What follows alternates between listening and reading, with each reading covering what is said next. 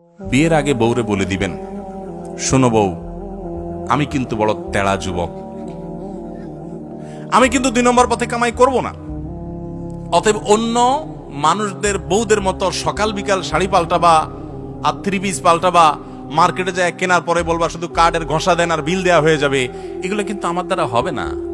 আমি কিন্তু হালাল খোর, আমি হারাম খোর না। বলা যাবে না ইনশাল্লাহ? হবু বউরে বলে দিতে পারবেন না? বেশিরভাগ ক্ষেত্রে দেখবেন ওই মেয়ে বলবে, আব্বু না, সমস্যা আছে ছেলের, কারণ তার দরকার কি? একটা চোর। তার দরকার একটা চোর, তার দরকার একটা ঘুষখোর, তার দরকার একটা দুর্নীতিবাজ, তার দরকার একটা টিন চোর, তার দরকার একটা গম চোর। সে সৎ মানুষ পছন্দ। আপনি সাথে সাথে সেজদা পড়ে যাবেন, যাক, একটা চোর প্রিয় মানুষ থেকে আল্লাহ আমাকে মুক্তি দিছে। একটা সৎ মানুষ খুঁজবেন, চেষ্টা করা যাবে না ইনশাআল্লাহ? অসৎ হওয়ার জন্য যোগ্যতা লাগে না। অসৎ হওয়ার জন্য যোগ্যতা, চোর হওয়ার জন্য যোগ্যতা লাগে না, সৎ হওয়ার জন্য যোগ্যতা লাগে।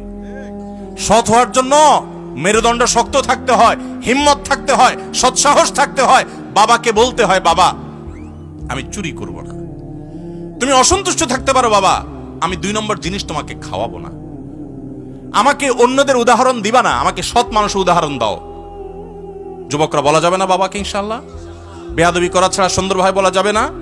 আল্লাহ আমাদের সবাইকে তৌফিক দান করুন।